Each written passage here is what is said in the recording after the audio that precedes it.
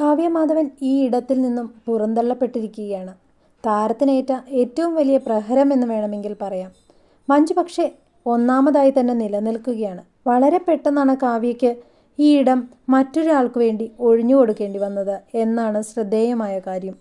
അഭിനയ രംഗത്ത് ഇല്ലാതിരുന്നിട്ട് പോലും കഴിഞ്ഞ മാസം വരെ കാവ്യയുടെ പേര് ഈ കൂട്ടത്തിലുണ്ടായിരുന്നു. പക്ഷേ പുതുവർഷം കാവ്യയ്ക്ക് അത്ര നല്ല വാർത്തയല്ല നൽകിയത്. കാവ്യയുടെ ആരാധകരെ സംബന്ധിച്ചിടത്തോളം ഇതൊരു വലിയ സങ്കട വാർത്ത തന്നെയാണ്.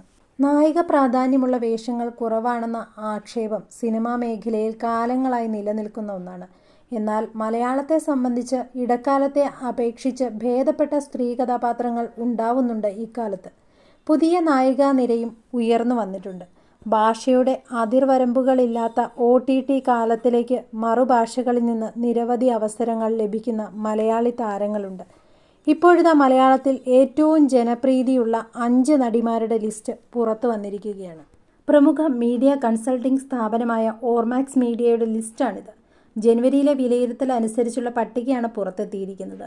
ഓർമാക്സിൻ്റെ 2023 ഡിസംബർ ലിസ്റ്റിൽ ഉള്ള ചില താരങ്ങളൊക്കെ ഈ പുതിയ ലിസ്റ്റിൽ ഇപ്പോൾ ഇല്ല എന്നുള്ളതാണ് ശ്രദ്ധേയമായ കാര്യം. കാവ്യ മാധവന് പകരം നിഖില വിമൽ ഇടം പിടിച്ചു എന്നത് ശ്രദ്ധിക്കപ്പെട്ട കാര്യമാണ്. അവശേഷിക്കുന്ന 4 പേരുടെ സ്ഥാനങ്ങളിലും വ്യത്യാസം വന്നിട്ടുണ്ട്. 1-ാം സ്ഥാനത്തിന് മാത്രം യാതൊരു മാറ്റവുമില്ല. അന്നും ഇന്നും മഞ്ജു വാര്യർ തന്നെ. 2-ാം സ്ഥാനത്ത് മുൻപ് കല്യാണി പ്രിയദർശൻ ആയിരുന്നെങ്കിൽ ഇപ്പോഴുള്ളത് ഐശ്വര്യ ലക്ഷ്മിയാണ്. 4-ാമതാണ് നിലവിൽ കല്യാണി. 3-ാം സ്ഥാനത്ത് ശോഭനയും.